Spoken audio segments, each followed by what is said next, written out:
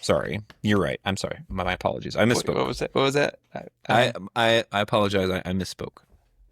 That was the I'm right part. I was more honing in on, but that's Oh, fine. yes. You are right, Carl.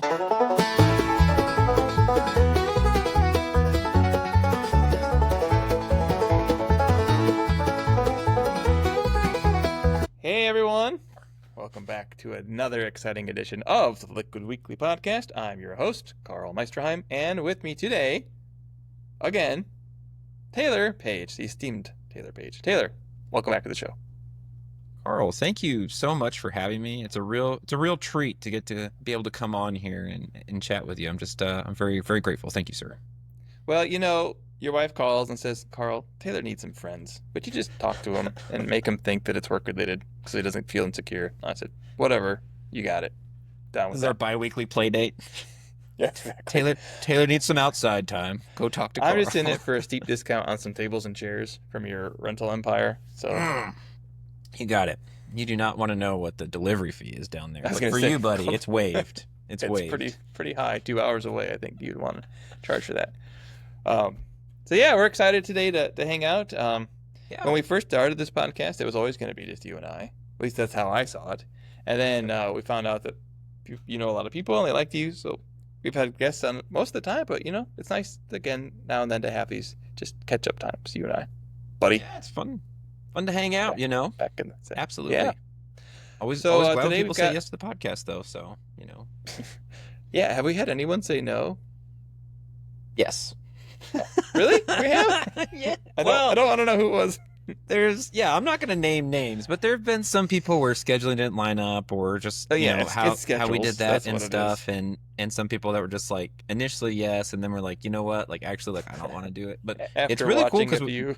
yeah, after watching a few, like, the quality's not there. Um, the, it has been kind of cool though. We've been a lot of people's like first podcast, which I don't know if that's good or bad for those people. Like, that we got to be their first podcast, but that's kind of been cool. I think people historically that wouldn't have been on a podcast otherwise had an opportunity to come on. So I think that's neat. Yeah, I like to think, we help people learn about Shopify development and also overcome their aversion to being on podcasts by Yeah. Yeah. It's really not that big a deal. Just a kind of couple of buddies chatting. adjust this so our heads are the same height. I feel like Oh, sorry. if You want me to No, I just got kind it. I can move my Okay. laptop. There we go. This way one of us doesn't look Moving out my taller than the length. other. Although I think you are taller in real life if I remember correctly. More muscular anyway. maybe just barely. I'm 6 foot. So Yeah, depending on what form I'm filling out, I'm either 5'11" or 6 foot. Um, If it's a dating profile, it's 6 feet. If it's a medical form, it's 5'11". There Well, you luckily go. I don't Yeah. have to do the dating thing. So. There you go. Locked in. So you've been Locked in, 5'11" for a baby. while, huh? Um, yeah, so we got speaking some. of not having to do a dating profile, what's Oh. been going on in your life, buddy? Yeah, thank you. I was about to make that segue. Thank you. Yeah, there's been some exciting developments in the personal life of Karl Meisterheim. First of all, how's the Exciting to grass me. doing? Anyway, Has it how's the finally what? taken yet? The grass. You're growing Oh. grass. Last time we chatted about personal stuff. Thanks for asking. Like No, lawn grass too, I should say. It people. hasn't. Nothing, I worked the soil. Yeah, thank you for clarifying. toiled the I'm not a soil. partaker of the thing, and put down some of that grass seed, and very little has come of it, which I'm like, dude, I'm just gonna Bummer. cement this whole thing. But it's fine. The garden is taking shape. My wife has a vegetable garden that she and the kids are dealing with. I don't have time to really mess with it too much. They got their first strawberry the other day, which is very small and it had a bite taken out of it, presumably by a squirrel, not a kid. Mhm. And then we have a natural planting area that I spent about an hour removing thistles out of the other day because I hate thistles. Yeah. I don't care if they're natural or not. I just don't want them in my area. But the rest of the plants are doing good. Good. That's awesome. Have y'all had so much rain too lately? I mean, granted, the past couple of days have been We like did. really hot and sunny, but like we've had just so much rain. It's wild. Yeah, it's been wet. It's very wet. And the astute listener will say, "Well, Karl, you spend every episode talking about your basement moisture issues. With that much rain, how have you fared?" And dear listener, let me tell you, I have fared well. Thank you. All of that effort and pain and anxiety and money has so far resulted in a dry basement. That's So awesome. mission accomplished there. Um, Speaking of house things, so the other exciting thing is in the world of adulthood is I noticed our roof was looking a little unwell, and it had probably been on there at least 20 years. It was on before we moved into the house.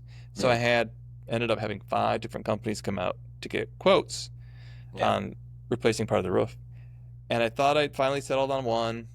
And right before I signed the contract, my neighbor was like, "Hey, you should check out these guys. They gave me a quote. It was way cheaper than what you're getting." I'm like, "Well, that's a red flag, but okay, let's try it." Right. Cheaper's And not always they better. came back with a quote right then and there. I called them, and they like in 20 minutes they had a quote, and it was just slightly higher. I was like, "Sorry, guys." I'm like, "Hey, what's the lowest price you got? If we beat it by $100, we do it right now." And being a sucker, I said, "Sure." Um, so that all came to pass. But then, like, getting them to actually show up was really hard because they wouldn't call. They would say they would call, and I think I had the unknown callers blocked. I told them Mhm. specifically when we set all this up, like, look, you have to tell me what number you're going to call from, or text me or something, otherwise I'll never hear from you. And then finally, I called them, and they're like, oh, just call the office directly. I'm like, fine. So I call them, and like, well, we've been trying to reach you. I don't understand. And they're like, well, is this your number? And I said, no, that's not my number. So they've been calling the wrong number this whole time. I don't Yeah. know, but Hmm.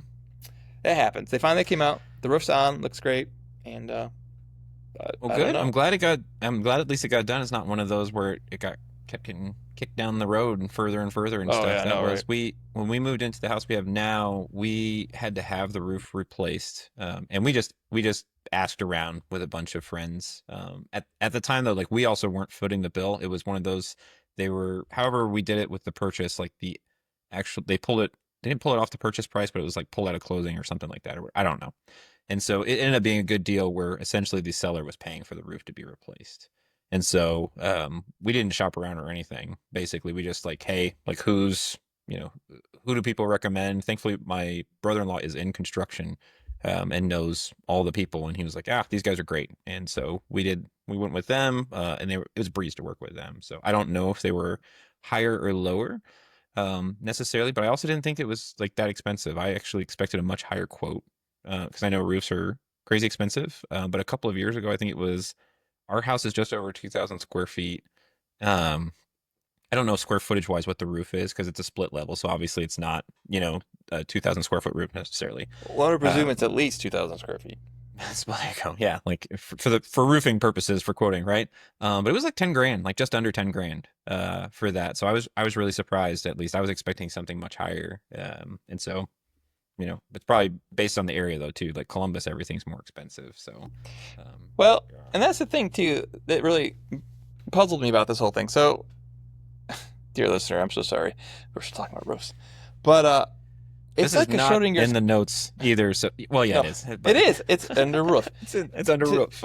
it's like, how do you know when it's time to replace the roof? Obviously, you can look at it and there's signs of wear, and I had those signs, but they're like, Hmm. oh, it could be good for the year or two. But it really struck me as like, this seems like a Schrodinger's cat kind of situation. Like, it's Yeah. fine until you look at it, but do you do that, or do you wait till you actually have a leak and then you've got like damage to deal with and like the panic of having something happen more quickly? And so to me, it's like I don't really want to spend the money on a roof, and it doesn't necessarily need it today, but likely in the next year or two, maybe three, it would. So let's just get it handled because it'll be less of a mess and Yeah, less makes panic. sense. It's a Yeah. good idea to get ahead of it. Plus, we had 3 different aged roofs on the house. So now we only have 2 different aged roofs, and they're within 3 years of each other because we Well, only there had you part of it go. done. So Ah, that's okay. gotcha. Nice. Yep. Anywho, that's roofs. Thanks for asking. Roofs. There you The go. other exciting thing in my life, and then I'll be done, is got a package in the mail yesterday. My daughter thought it was for her birthday, but it was actually for me. And the package was 200 beautiful vinyl, high quality Liquid Weekly stickers that I'm going to bring with me to editions. Nice. Although That's awesome. this may have already happened by the time you hear this episode, I'm not sure. So if you didn't Um, get a sticker, bummer. Sorry. yeah. So as long as I don't forget them, I will be frantically trying to disperse of them because I do not want to bring 200 stickers home with me because that would feel very sad. I still have like 300 pens from some other business thing I did years ago, and it had pens made up for it. Oh. You never need to get any more pens though. So That's true. I experienced this last year, so hopefully I will help you. I'll try to help keep because I printed out a bunch of stickers for SDA last year. Like we had just launched. David Lindahl had gotten all this trouble to get all these like great stickers. I brought them all up and like I maybe passed out 4 stickers. Like I've still got them. Yeah, I'm gonna bring it's them up this time around again and pass them all out. So we'll keep each other accountable. I'll just keep asking you, hey, did you pass out stickers? well, I think I picked this tip up from somewhere. I don't know. Worst case, I'm just gonna like leave them on tables and stuff. Oh, there you go. Then it's like I guess if they've been I don't know. taken, well, Yeah. this year at least I do have it in because like we're gonna have like a meetup right for SDA, so you'll be there with the promise of a popcorn machine on site, Yeah, well, and so I've had to dramatically alter my lifestyle to make this work, right? Because I checked and that restaurant serves Pepsi. Mhm. As you know, I'm not a fan Wait, of Pepsi in the well, yeah, summertime. we'll hook you up. That's Well, it's no, but I've like weaned off. Like I was drinking like 6 or 7 cans a day, but I'm down to like two now. So I'll be able to at well least survive in if Ricard general. doesn't show up. I'm not gonna feel bad about you drinking less pop. We want you around for a long time, Carl. So Thank you. this is switch to the sparkling water like the rest of us. Well, You I know do. I do. It's that's just you know how it is. Like I do. It used you're to be that despairing way of with life. like going to a Mexican restaurant. Like I was like, oh, I gotta have a Coke with it. That's the only time that I would drink. I would drink pop still. It took me a long time to wean off of that, but I finally did. Like I don't have pop, except very rare occasion, maybe like 2 or 3 times a year at the most. And even then, I'm like, it gets weird after you get off of it for a long time. You like have a drink and you're like, this was good at some point, you know? Like it's like leaves a Okay, weird well taste, like a film in your mouth almost. Like, I'm wow, gonna stop you there, Taylor. Pooping on my party here, my sorry. Coke party. No, it's okay. Um, that's good for you. Yeah, it does taste weird. Like regular Coke, can't handle that anymore. Too sweet. But Diet Coke still got a special place in my I said, diabetic that heart for that. like law enforcement does that a lot of times where they just carry around like 2 liters of Coke in the back of their vehicle to help clean up roadkill off the road. It's like a quick and easy fix. Like Okay. the stuff is so bad for you. Anyways, what's the Yeah. you did stickers and roof. What about I know you probably don't want to spend too much time on personal stuff, but what's music and campfires about? Oh yeah. So that one is my kids are super into music, and there was the folk music festival the other week here in Columbus. It rained the entire time. Did Oh, we talk really? about this? Can't Bummer. remember. No, well, we talked about you going, and you were Yeah. like, you should go. I was like, I've got a little kid soccer game, blah blah blah blah. We had great weather. That's a bummer that it rained. No, it rained in yours too. It was like 2 weeks ago. It rained Oh, two everywhere weeks in ago. Ohio Oh, for like okay. 2 days straight. Mm. Anyway, we went. My kids went, and they all kinds of workshops and stuff. They got to learn all kinds of interesting things. Met lots of cool folks despite the rain. And one of the reasons we went too is because my son won a scholarship last year through the Folk Music Society here in Columbus, which is really cool. And so he got to perform on stage again. That's And awesome. it's part of that scholarship. And then just the other day in the mail, they sent him a check, which he was not expecting.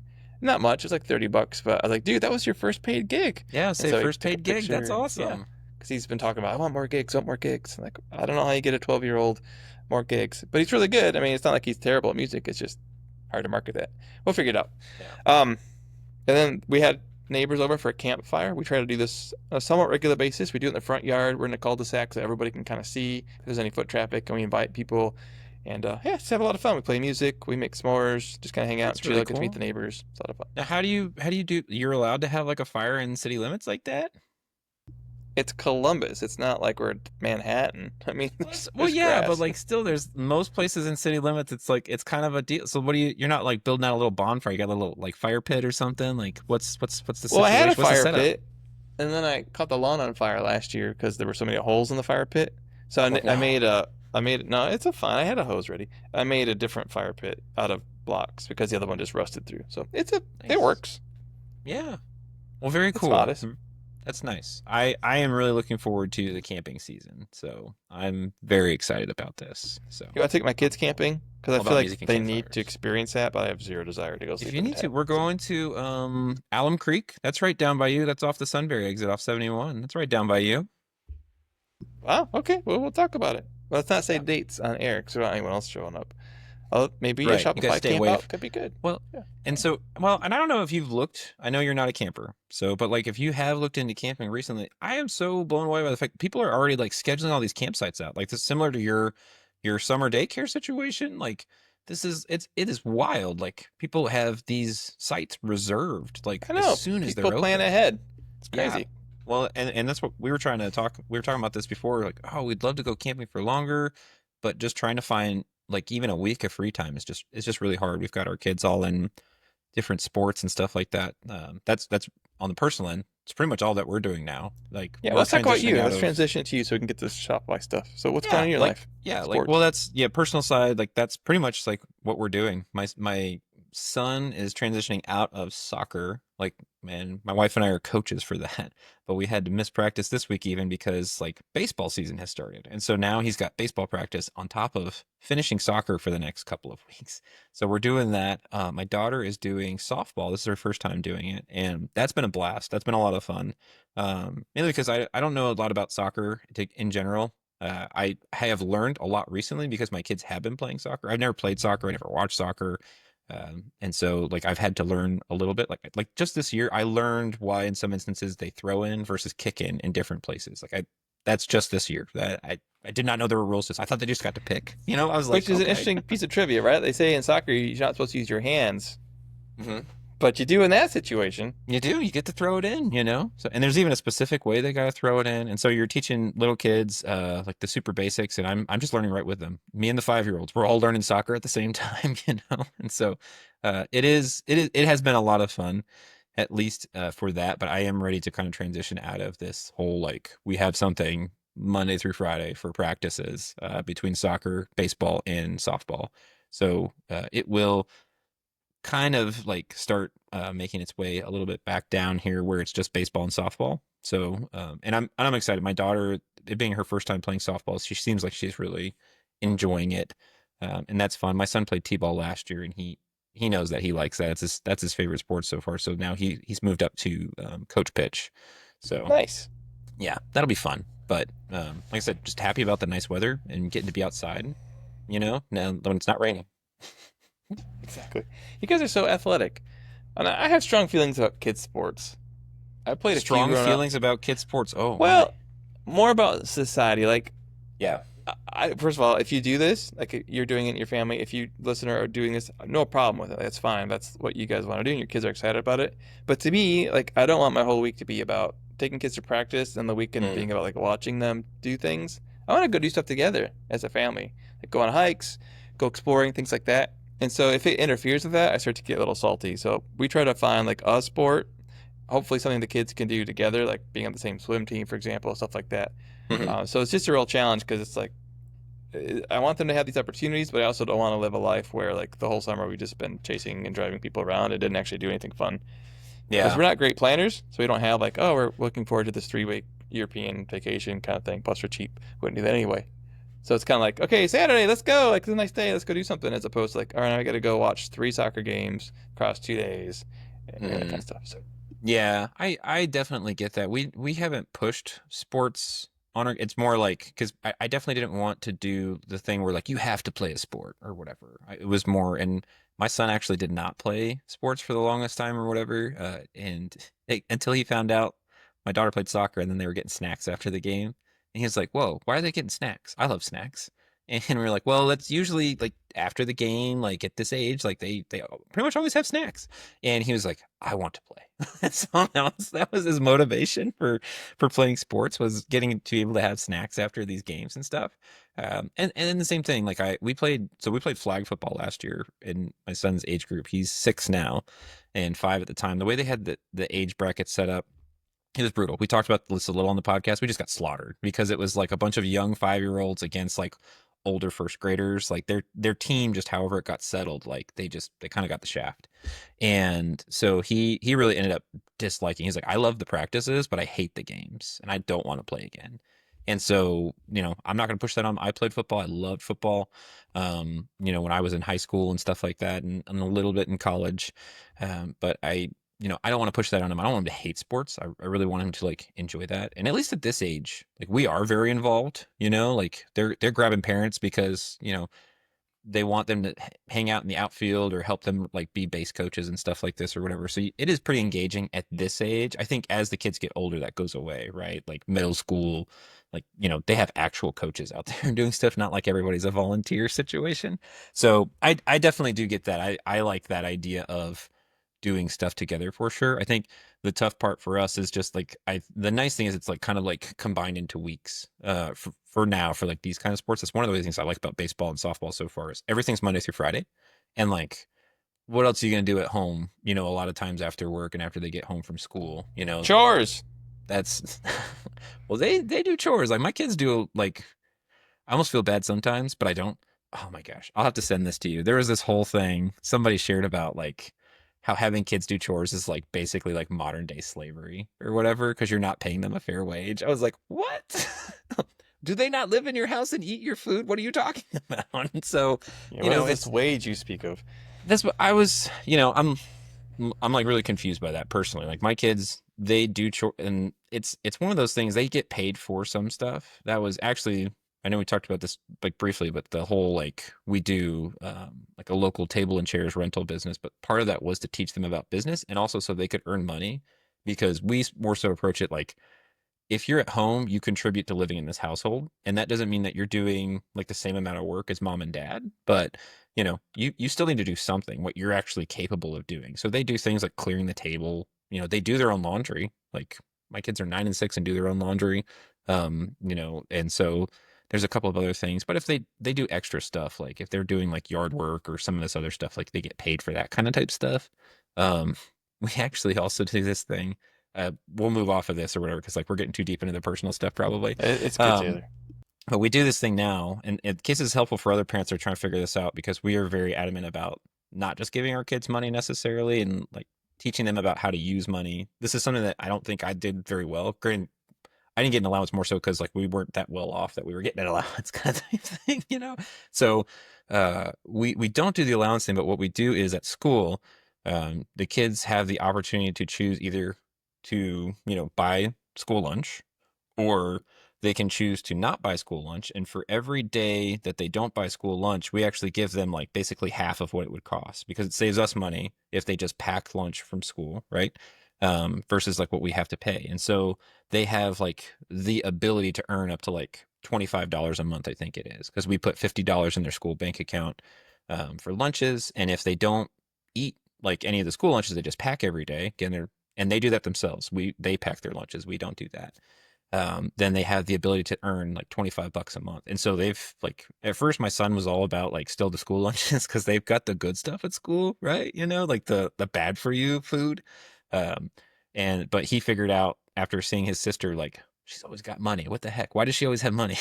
And it's like, well, she's like she hasn't packed since we started doing, or she hasn't bought school lunch, dude, since we started doing this. And so it's been a good way for them to learn. Um, and we compare that to we don't eat out all the time. We eat food at home because we save money. So it helps them be a little bit more judicious with that. I say that, but my son spends money as soon as he gets it. He's like giving it away too. He's like, That's you fun. want $5? I just got paid, man.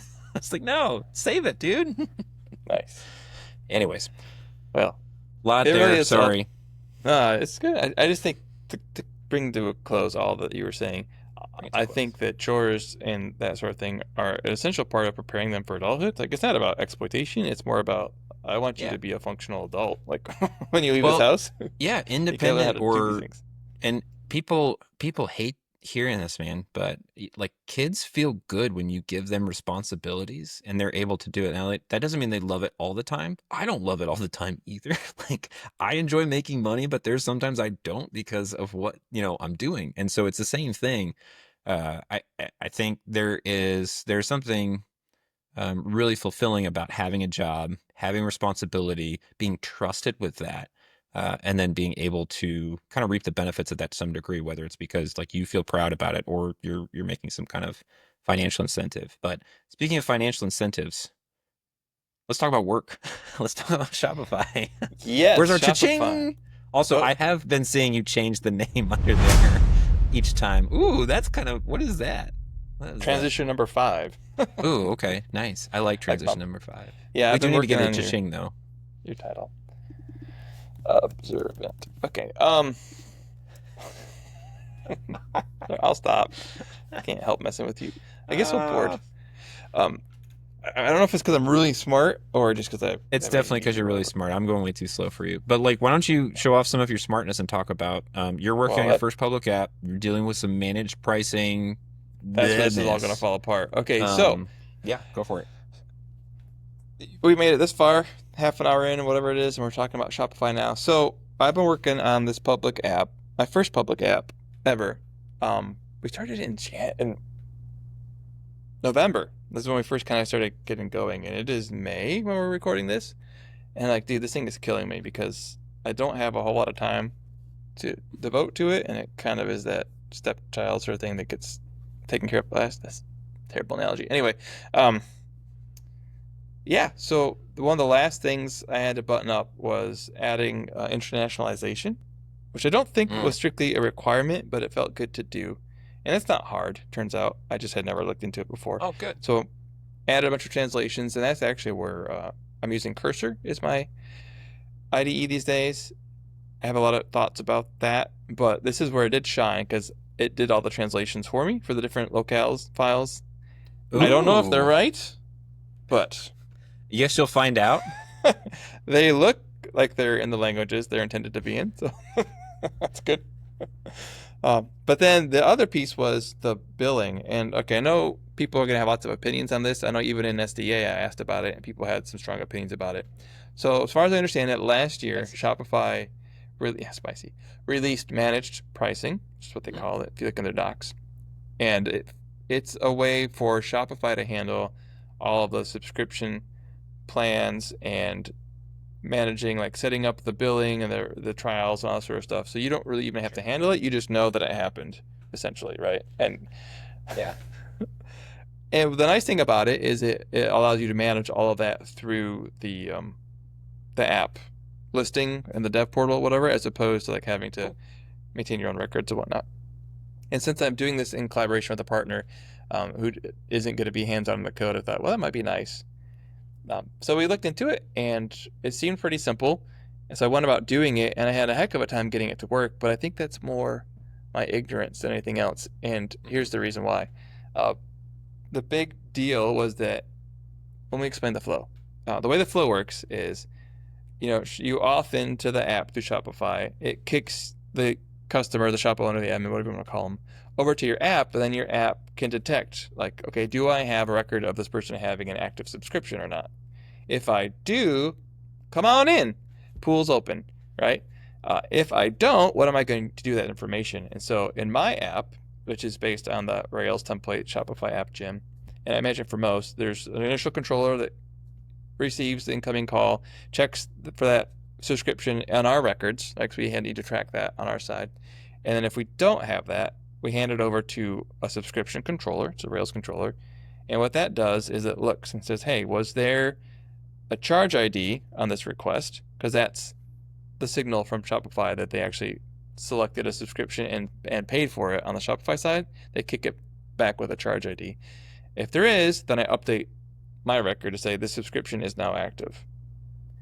If there's not, then I have to do a fancy redirect to a particular URL that Shopify has designed that will show them the managed pricing page that Shopify hosts, which is essentially just a list of the subscription options, right? Like you would expect to see in any modern app. So with me so far? Tracking. Okay, tracking. Eagle Eyes is on it. We didn't even talk about that, but that's fine. We talked So about it previously. It's fine. I know. Well, an update. Anyway, the tricky thing is since our apps are embedded, at least this app is embedded, like how do you redirect an embedded app that's in an iframe, right? It's tricky. If you don't know what you're doing, which I didn't, as it turns out, this is exactly what AppBridge is for. It provides a way to redirect, and there's different ways of doing it depending on which version you're using. The most recent version, AppBridge 4, as far as I understand it, uses the standardized navigation APIs that's part of the browser environment now. And it's so as simple as doing like a window.open and giving the URL you want to go to, and it just handles all the details of making that work within an iframe context. I wasn't getting it to work, and I just kept banging my head against the wall. And I don't know if this is a bug or if it was just me or something weird, but there's basically two different URL formats they give you. There's like a deep link version, which is Shopify for the protocol, and then like a URL portion. Or there's like a standard full HTTP kind of into it sort of thing. For whatever reason, the deep link one never worked for me. It would always just like immediately redirect back to my app. And I was like, well, that's not what I was expecting. What am I doing wrong? And I just assumed I wasn't understanding how to redirect within an iframe. But the moment I switched to the other URL, it just worked. So Hmm. I don't know. I wish I had some good insights for you, I'm but sure it's a I simple do know thing, but there's. It does seem like there's people on both sides of like the whole like app bridge is great versus app bridge is not so great thing. So yeah. I don't know if it is now.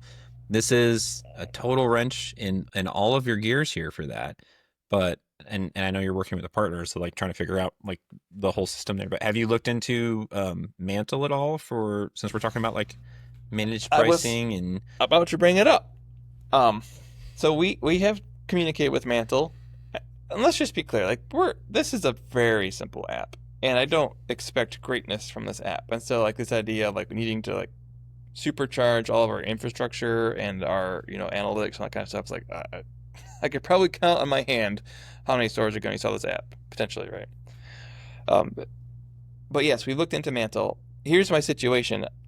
I was already a little reticent to do the managed pricing because we already had billing. It was working. It was part of the Shopify gem. Um, and I'm trying desperately to reduce scope because, as I've already mentioned, like we've been on this for almost 6 months. Very sure. simple app. Just want to get out the door. And so Mantle, I looked into it, and it was not an obvious integration for the way the app is architected at this point in time. It would involve like Gotcha. bringing in another JavaScript library. You know how I feel about JavaScript, Hmm. and figuring all that out. So like, I'm sure this is not that hard, but I just don't want to go there mentally right now. Yeah, Just sure. do Totally this. understand that if it's not just the right Yeah. fit, you know. But I was just curious if that was something that y'all had considered. So Oh, I think my partner definitely wants to go there. I just haven't gotten to it yet. So we'll yeah. see. Well, like I said, there's people on both sides of App Bridge and all this other stuff or what have you, but like it's hard to find it's hard to find people saying bad things about Mantle. You know what I mean? Like a lot of people seem to really like them. So I know they're really smart folks. I'm looking forward to they have an event at editions.dev. I know you're not going to be there. I will be there Which is for not that. because I wasn't invited, as far as I know. Actually, I don't know if I was invited. It's more because I won't be there physically. It's yeah, I would say it's well, I wasn't invited either. Like I bought a ticket, man. Like so Oh, you had to I pay to wanted go to to this. like go to all the things. I missed it last year. People said they threw a killer event and stuff, and so I'm there's a lot of other people speaking too that I'm really looking forward to hearing speak and stuff as well. So even as someone who's not fully steeped into the app game, obviously just like learning as much as I possibly can. So I'm looking forward to that as well. But I'm sorry, that sounds very frustrating dealing with all that stuff, and obviously you gotta figure out the pricing part because that's how you get paid. So It's important. Well, it's funny too, because like I think our plan initially with this app is like, okay, we're just going. Sorry, get my head back up. There we go. We need to submit it because you have to get it submitted and approved before you can even like privately list it. 'Cause I think we're just Mhm. going to start using it with some of our specific clients that this agency works with first, and Okay, get some feedback from them before we like go full on app store with it. that's a great idea. Like But go you like got the to custom app route first, and then go public kind of type thing. Yeah, it's not a custom app though. I think it's the distribution method. Um, Okay, no, I'm sorry, it'll be unlisted. That's how it works. So you gotcha. go So you through the still have full to submit submission. it, It's just a not public list. app, but you can set it to not be listed, but you can still Yeah. install it. Yeah, so Hmm. we'll do that first. At least that's what I'm thinking we're doing. Because I'm be honest, I'm a little nervous, Taylor. Like I've done private apps plenty, but an app at scale is a completely different beast potentially. Yeah, yeah. Dealing with Um, multiple merchants and all that stuff. Yeah, Yeah, absolutely. and it's not just like the compute resources. I don't know why I emphasized it that way. Compute. Compute. But it's like, okay, if there is a bug, and there's going to be bugs, like, Hmm. it becomes much more of a pain if you've got 1,000 stores that you're having to now figure out how to fix than like two, right? So, Right. because as much effort as it's taken to write this app in the first place, it's like, you know, the next phase of this is going to be much less pleasant, which is like, this person had this problem and they're really angry about it. You need to fix this like now. Versus right now, it's like, oh, if I got some time, I'll work on the app. I'll work on the app. If I don't, no big deal. Hmm. Yeah, tough So spot to be in, trying to make some good decisions. And I know it's hard to, and it's like when something's drug on for longer than you anticipated that it would. yeah, It's like all those projects where it's just kind of like because then it's just in your peripheral, and like it kind of like clouds everything else that you're yeah, doing even too, because you're like, like even if you're trying to spend time relaxing, you're like, I could be working on the app right now. I could be yes, doing this, like, but you also need to take that time to recharge when you can too. So Yeah. it's tough. I'm sorry. I do not envy your situation. I wish I had words of Well, wisdom, but unfortunately, I got nothing. So ask someone in part of it SDA. too was as I go into the summer, like we're already, it's already we're in May, we're cranking. I really wanted to take some time to hang out with my kids more and just enjoy relaxing, right? And so my plan had been to take some time off from my other job, maybe even just Hmm. like an extra day a week for a couple weeks. I've got enough PTO saved up to do something like that. So like I don't want this app hanging over my head because I'll feel like I need to be working on it. So Right. just want to get it wrapped up. The other piece about the subscription stuff is there's also webhooks that they'll send whenever something has been changed, and so I'll probably need to listen to those too, which I haven't yet. 'Cause, we'll get there. Yeah, you'll get there. Well, and it's tough too when you're doing a bunch of different things. I think everybody kind of experiences this to some degree. Yeah. If you're like you've got the full time and the consulting, freelancing or whatever, you're doing elsewise, and then you've got other projects that you're doing too, and Yes. it's a lot. And then when you have a family, you've also got a lot of your nights and weekends or whatever, where maybe you used to get a lot of stuff done. You kind of have to balance family time with the extra work that you're doing. So Yeah. I do resonate with that. I also have been back and forth with working on my own first app. Shamefully, I made some kind of an update, and like my back end became like like decoupled from my front end, and like I can't get anything to work. Nothing's in the logs or whatever. So I'm like, And you're I'm at the point you're where doing I need to Rails, like right? start over. No, I actually was making great progress not going the Rails route, kind of type thing. And so shopinfo.app is a Rails app, but the app I was working on is JavaScript. So I know that's going to be where you're like, that's made poor No, choices. I'm very curious. That's Is it Remix? No, it's not. It's not Remix. I still can't get on board with Remix. And again, I'm probably just not smart enough to do it. It's just a lot of things that have been built with Remix. I just don't like them. I don't know what to like. There's been a lot of things that have worked really, really well. And I was talking to somebody, actually, another Rails dev about this, where that was one of the things that was so appealing about going the Rails route was I was like, I love just how stuff works. A lot of times I can drop into an app, I can tell it's a Rails app because it works exactly how I think it should. And the suggestion was obviously Rails is more established. That's why, like, you've encountered a lot of this, right? Versus like Remix, there's still a lot of bugs with stuff. And granted, I'm maybe comparing this to like the wrong things or whatever, but I've worked with stuff like even like the Shopify docs or whatever. Like since they moved Yeah. over to like it's Remix based now, you get like these random really weird errors kind of type thing, and Hmm. it's just one of those. It just doesn't work as well, And if it is an app, I do know like it's going to be a thing with support. Like nobody writes perfect code and all this other stuff, and things change and break and what have you, and I would say so nobody. right. Not nobody. But I definitely don't want to deal with something where, even my own personal experience, people way smarter than me that are building with this are still running into stuff that's pretty obvious for the layperson to encounter bugs. And so I would rather go with something established. So yeah, Rails or Next.js was kind of like what it was coming down to as far as that. There was a little bit more of a learning curve still with me with Rails. And so that's why I went, Next.js route still with just my own ignorance of kind of getting stuck. I was making great progress, as far as building stuff out. And like I said, I'm not even totally sure what I did. So I'm basically going to start from scratch. But I think that's not a bad thing all the time either. Like, need to put in more reps so that way I know what I'm doing really more so than anything. Yeah. Um, and I can always call like and bug people, but I really don't want to. I had to do that with Prakar this week. I was like, hey, I'm trying to work on this Shopify function with the cart transform API, and I'm running into this issue. And if you have any obvious call outs, like, maybe you can let me know. And he's like, I got time. Like, let's hop on a huddle real quick, and because he's so generous and kind with his time or whatever. And because I had sent him a screenshot, and he was just like, isn't this actually working? And I was like, what? And I was trying to update a title, okay, with like there's a function where you can update the title at checkout based on some specific things, and I was just misunderstanding what was the actual title, and I kind of had like blindness, I guess, for the fact that it actually was updating the title. It's just what it was updating was not what I thought was the title. It was so. Anyways, Picard was basically just like, yeah, you can't do what you were wanting to do. It is working with what you're doing. It's just you're not looking at this the right way. And so I was like, oh, okay, cool. It was really nice of him to hop on a call and tell that to me instead of saying, hey, dummy. Like, like that was a much Yeah. easier message, but he's always very kind and generous with his time. So had to go back to the drawing board with that, but got it done at least with what something was going to work okay enough. So I feel you for all of the extra time trying to find stuff while also balancing and juggling client work and then personal stuff. So I get that. And Um, that's the so value of the community that you've created with SDA, and it's out there in other communities too. But I just want to highlight SDA. But there's times in you code where it really is something like you just aren't seeing it, and having someone else that will be willing to jump in with you and be that extra pair of eyes. AI totally. will do it, but it will lie to your face. So it's nice to have someone that.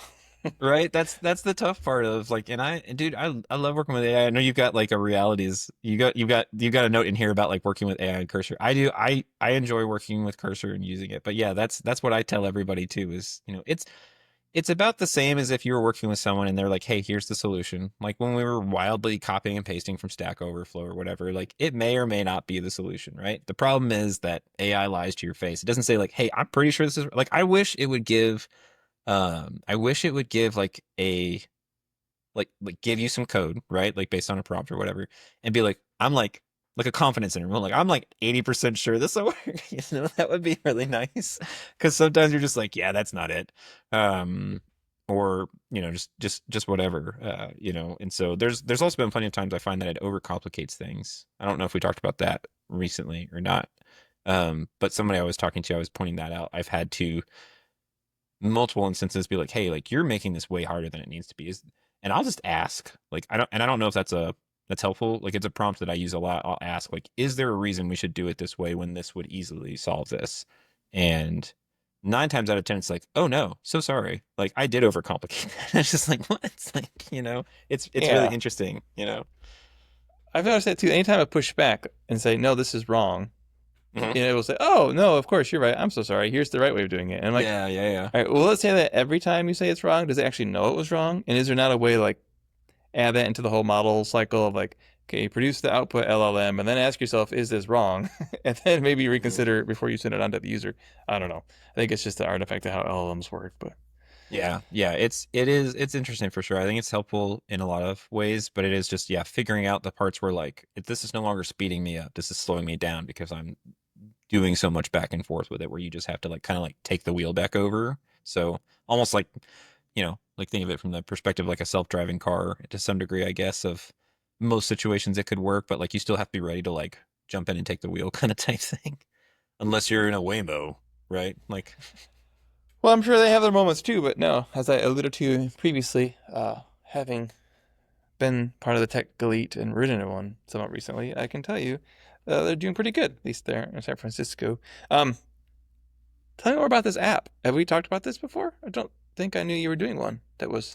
yeah, well, I mean, we've talked about it, alluded to it, and those sorts of things. I think I don't know if we've done it recording wise, right? But basically, the idea is it's an app. I guess I don't really care like talking about it. It's not like it's like there's other apps that do stuff like for rentals and stuff. So since we do like a Oh. local table and chair rental business, we've tried a couple of Shopify apps that don't work super well necessarily.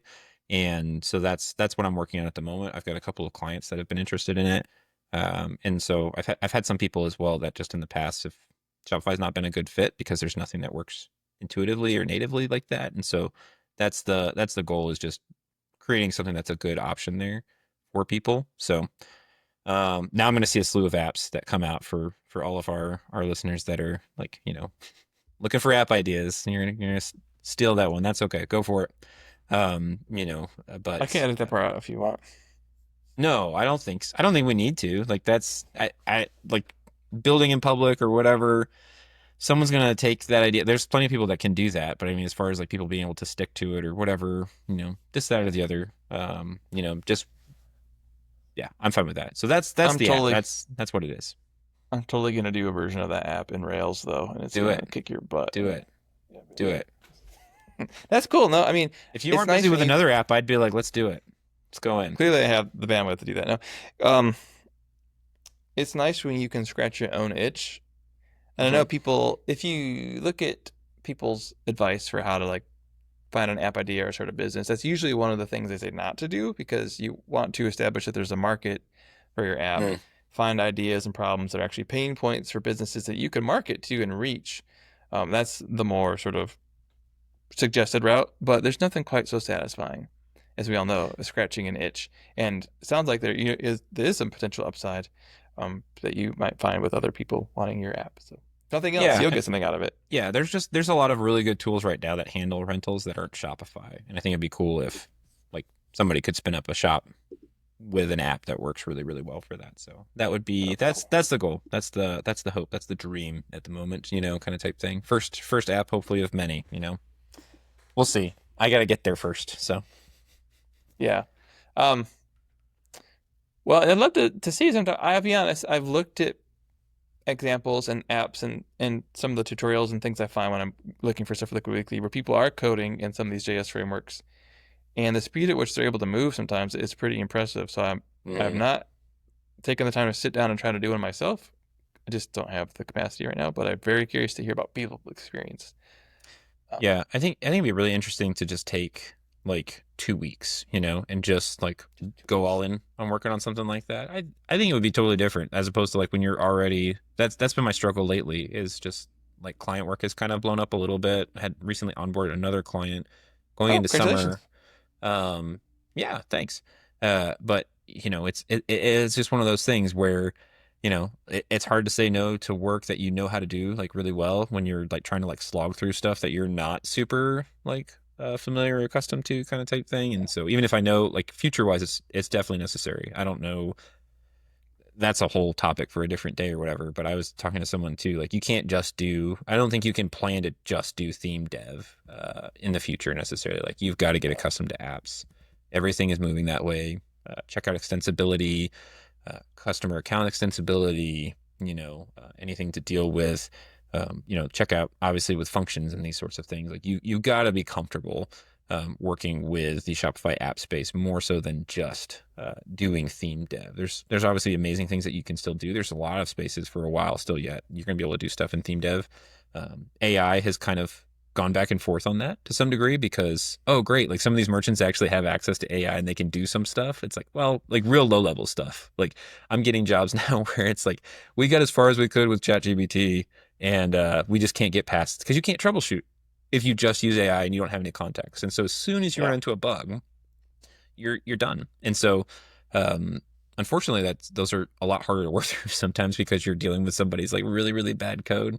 Like this other one that I just started working with or whatever, that's just like, oh my gosh, I know all of this is AI generated because everything's wrong, doesn't follow any kind of like convention at all. Like everything's dumped into theme.liquid, like everything. And then it's like it's horrible. But kind of clean it up and make things better and you can get a win, make somebody really happy kind of type thing. And so that's great. But yeah, you definitely need to move future forward thinking. I think you have to be aware of and moving towards becoming familiar or accustomed to Shopify app dev. Yeah. There's no reason not to either, right? Like, I know we're kind of bashing AI in this segment, but one of the best things I have used it for, most helpful consistently, has been things like explaining code to me, explaining code structure to me. It really makes it much nicer if you're working, like, let's say me, I'm getting into a JS app. I'm like, what the heck's going on? Like, why is this written this way or whatever?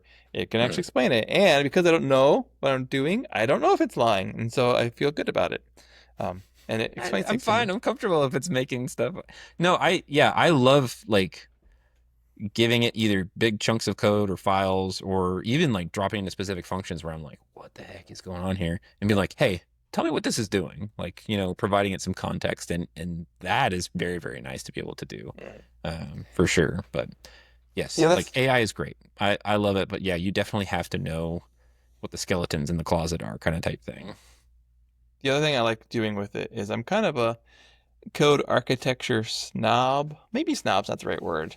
But I really like the idea of can I make not only a program that works, but a program whose underlying code is architected really well. And by Mm. that I mean like it is easy to test, it is easy to extend, It is easy to reason about. It does a lot of things that make it less likely to develop bugs or issues. Some of the things you get in functional programming, right? Using data is immutable, stuff like that. I like thinking about that kind of stuff, and it brings me joy to write code that's like that. I don't do it very well. So one of the things I like about the AI is to say, okay, take this piece of code I've just worked on. What can we do to make this piece of code better? Or even further than that, I've done it where like I want to write this in a more functional style. Like how can I update this code to do that? Mm. And even if the suggestions aren't always spot on, it's fun to see where it goes because it obviously has all those examples that it has, trained on. Um, I enjoy that piece of it too, Yeah, yeah, for for what it's sure. worth. For what it's worth.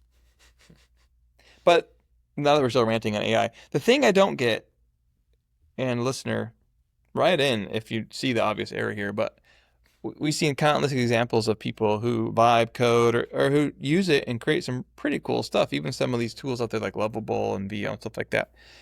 I just have not found it to be capable of doing that with the way I approach working with it anyway. So Mhm.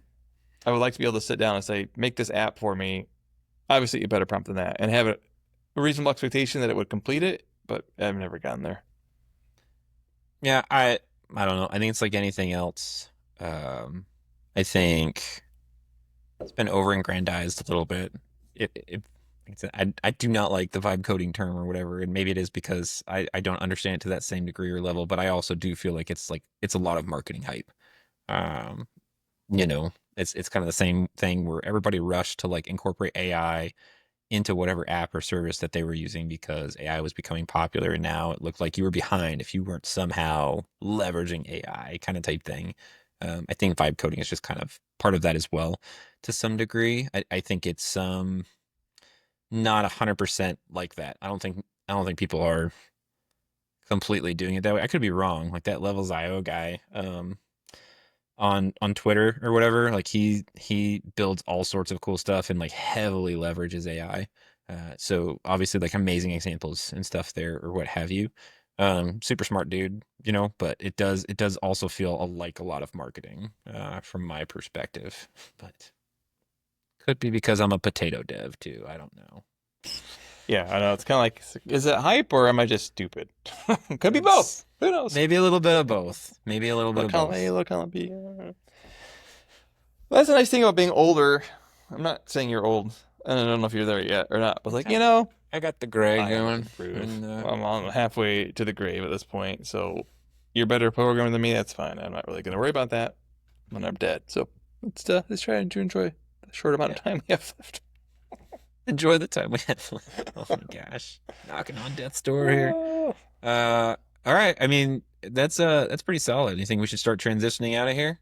I think so. I think people put up with us this long would be thankful. Right. They're Picard like, let it is let it like, go, I can't man. even work out to this crap. So That's okay. You want to do change log? wait, hold on. Oh, You gotta do sorry. change log? I want to do this. There we go. Change log. Change log. Okay. So the dev change log here. Very, very cool for those of you, and this is Liquid Weekly. So obviously we get excited about all things Liquid, but there is now a store credit account balance available via Liquid. So a new Liquid object is available, store credit account object, and you can find it under customer object, which is pretty cool. I thought at least. Getting new Liquid things is always very, very exciting. And so if you want to be able to surface that directly on storefronts, you can do so now. It's easily accessible via Liquid, which is pretty neat. Kind of goes hand in hand. We had an update not too long ago where stores you could issue credit themselves and those sorts of things, which is really really nice again for uh, merchants to be able to do that. That's pretty great. Okay, and another one. Action required. That's a big one. We need to have Pay one for that attention. too. Deprecating gate types and fields across GraphQL admin, storefront, and functions APIs. So this is like kind of important, right? Um, I'm sure like for those of you that deal with this, I don't know too much about this kind of type thing. But it basically is talking about here in the specifics of it. Metafields and meta objects providing a flexible and efficient way for you to store and retrieve custom data. So like relying more on that specifically so that way you can migrate existing implementations So take a look at that. They recommend transitioning any kind of implementations for gates types and fields over to meta fields and meta objects to make that easier for you in the future. I'm assuming you're gonna know that's going over my head here, kind of type thing. The next one here, this is kind of a big deal. I don't know if you've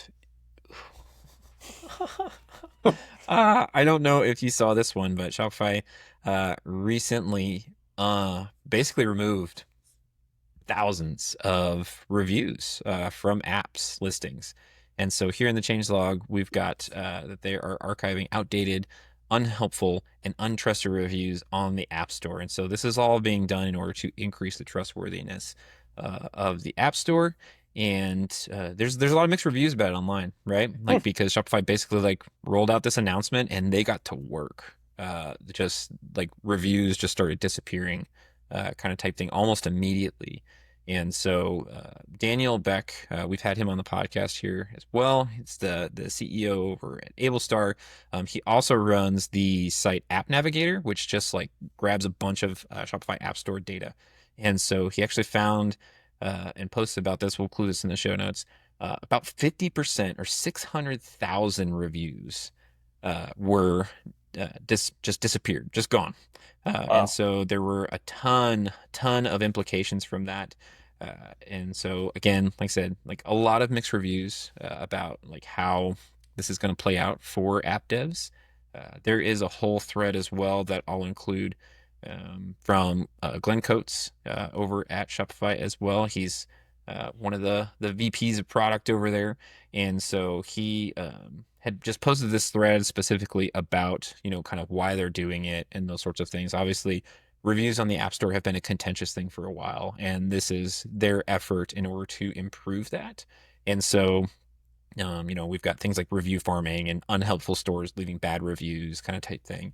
So that's something that they're doing, obviously, in order to help improve that. They also, as part of this, though, too, everyone's very, very happy about this part, is that they're going to get email notifications more quickly. So when a new review is submitted before, like there was this pretty significant lag, but now they will get it like almost immediately, like same day kind of type thing. So that's a real positive here. We'll include information on the in the show notes and stuff like that about more of this in the change log and everything. But yeah, so far back and forth. Some app devs very unhappy about losing a lot of what they felt like were valid and helpful reviews. Some people coming out saying like this is like a long time coming necessary. Some folks even who have lost a bunch of reviews totally fine with it because they see this as a positive signal. Shopify is taking this really seriously, and so something I think it's hard to like be 100% on anything like this. So I was um, gonna say, did they put their criteria anywhere around how they called these, or was it just a blank process? No, like some of them, I think it had to deal with like, the quality of the stores. Like if there were stores that like open and close like really fast, or if they were like very obviously like review farming, like leaving tons of reviews kind of type things on apps. Really old, outdated reviews and those sorts of things. From Glenn's, I think Glenn talked about this a little bit because, people were asking about like what specifically. Um, they could see kind of type thing or whatever. But they're never going to release like the exact, algorithm or what they're using there to pick and Yeah. choose what reviews stay, what reviews go kind of type thing. But it's one of those things that they want to make sure that they're honing in on quality. So I think one of the things Daniel Beck had mentioned in the data that it looked like a lot of that had honed in kind of on let's see, what was it?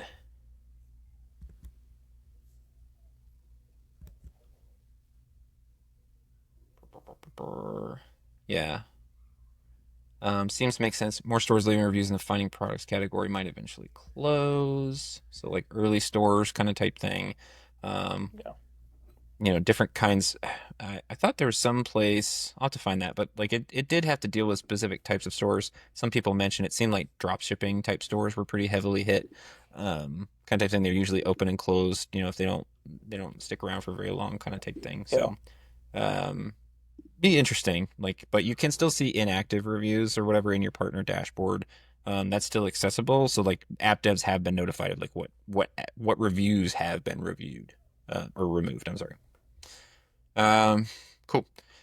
All right, the last one action requires. So for those of you that are building Shopify themes for the theme store, the theme store requirements have in submission process have been updated, effective already at this point. There's a whole bunch of different points in here. So the probably the biggest thing just to note um, is that people will need to, in order to keep their themes listed after like redesign launches in July, they'll have to update and resubmit theme files by June 22nd.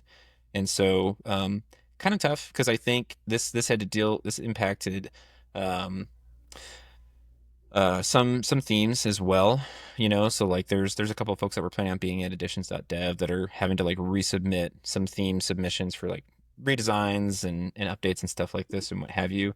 And so that's just a different kind of piece to that. Some of it has to deal with like, the file structure, preset naming requirements, industry categories, and tagging.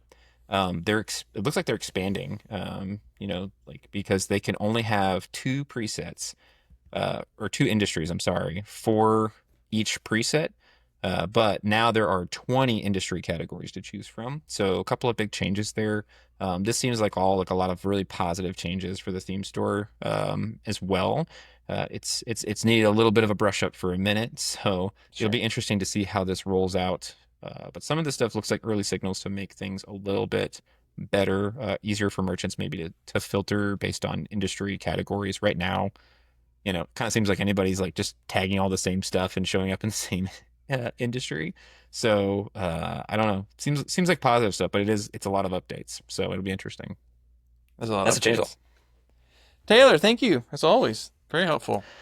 Yeah, yeah, for sure. I feel like you would have been a good, I don't know if newscaster is the right thing, but someone who gives information to people. Like, I guess podcast host. I think you Yeah, found I your calling. mean, like, yeah, Kind of if that. they make it this far, this is You keep the people informed. Appreciate that. that's right. That's right. Um, What's your well, pick of the week? yeah, our third half of the show, picks of the week. For those of you tuning in for the first time. Oh, you found the button too. Great. We're done for. Pick of the week for me. I double checked because I was like, did I say this already? But I looked at previous show notes. I don't think I have. Stop me if I did. Okay. I briefly mentioned it yesterday, but didn't I go don't into think it. you did. Murderbot Yeah. Diaries. We heard of Okay. this? I don't No? think so. Okay. So this is a book series by an author whose name I'm frantically looking up right now, Martha Wells. And I never heard of it before, but I saw randomly the other day that Apple TV is releasing a mini-series or a series Ooh. based on it. It's like, oh, this looks interesting. Although at first, Murderbot, it made me think, oh, this is some sort of violent post-apocalyptic thing. It's not at all. Actually, it's kind of a comedy. It's about a robot in the future who is supposed to protect people, and he figures out how to hack his governor module, so he becomes basically a free agent, whereas before he had to obey people.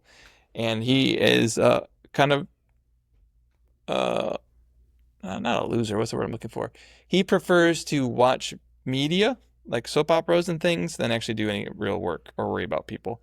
But it's this constant thing. So it's an interesting take on it. It's like his observations on humanity plus his sort of uh, interesting introspection and who he's like and the adventures he has. So the books are very good. I'm working my way through them. I just watched the first episode of the show this morning.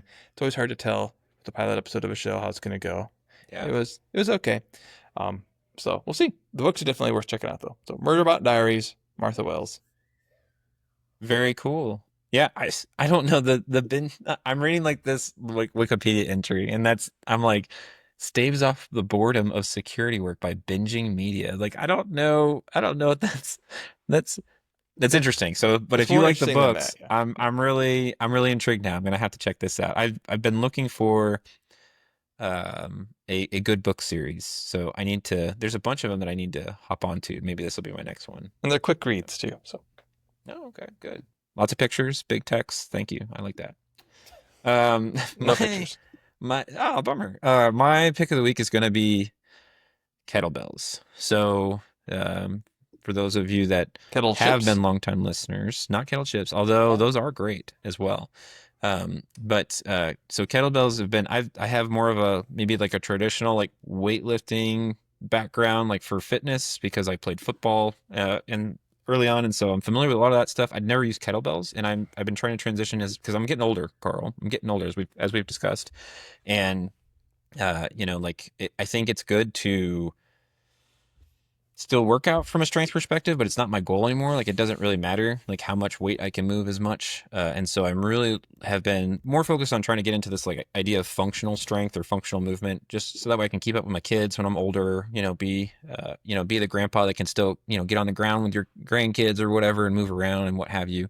And so kettlebells have been great for that and stuff. So I'm learning a lot. It feels like everything is a workout with these things. It's like, oh, move this way and it's a new workout. Move this way, it's a new workout. And so it's been really interesting. You wouldn't think that this little kind of dumbbell with a handle would really make that much of a difference for some movements, but it has been great. So they're cheap, relatively cheap, I guess, in comparison to like a full gym kind of type thing if you want to do that. And they travel relatively well.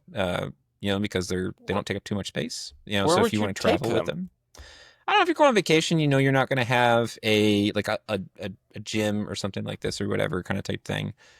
You can do a workout in the driveway or something like that even too. So you don't need a ton of space. They're nice for that. I think they're very versatile and they're very functional. So I'm a fan for those of you that are into the working out thing. I would check them out. Kettlebells, kettlebells, Kettlebells, not and balls. medicine balls Kettlebells, are the two medicine things balls. that Jim's like, I just don't get how I can do this. So I'm glad you're finding it fun. Is it a fun workout? Because that really was what it comes down to. Do you enjoy the movements with them, or is it? Well, I think I do mainly because it's more of a it's new for me, so I'm still learning a lot with it. Like it's a lot of like technique, core work, and those sorts of things. And so the thing that I do like about it is it's harder to get hurt. Maybe like if you're like squatting or you're deadlifting, even if you're benching and you have poor form, it's pretty easy to hurt yourself. If you're not careful about it and you're doing a significant amount of weight or whatever kind of type thing. Kettlebells, for the most part, like they're very versatile. And again, like the worst case scenario, you just drop the weight. If you're someplace that you can do that or whatever, and so preferably not on your foot or something like that. But yeah, like it's been fun. Only from the perspective, like I said, I'm learning a lot more, and like I said, I tend to my training is shifted more, like I said, towards I'm not trying to like just move a lot of weight anymore. I'm just trying to get better at movement in general, and that part that has felt like that's helped out significantly for that. So I'm enjoying seeing the results from that, I guess. Well, that's great, Taylor. I mean, I think, it's one thing to have the discipline to work out, which I think you do, but to enjoy it is, I think, something that's important for anyone doing exercise to find a way that you can do it that you do have fun, because that's the secret to doing it for a long time, Yeah. Well, when we don't I have guess. physical jobs, you're sitting at a desk so much. Like I feel like you got to figure out something to like move. You know what I And mean? yet I'm still exhausted at the end of the day. How does that work? Oh, Anyway. good stuff, man. Awesome. Well, I think we'll call it there. All You right. have just wasted another perfectly good hour you could have spent coding, listening to Taylor and I complain about life, code, the universe, and everything. Thanks for joining us. And for those of you at editions.dev, hopefully we saw you and said hello. For those of you listening now, thanks for sticking around, and we'll see you on the next one. Take care.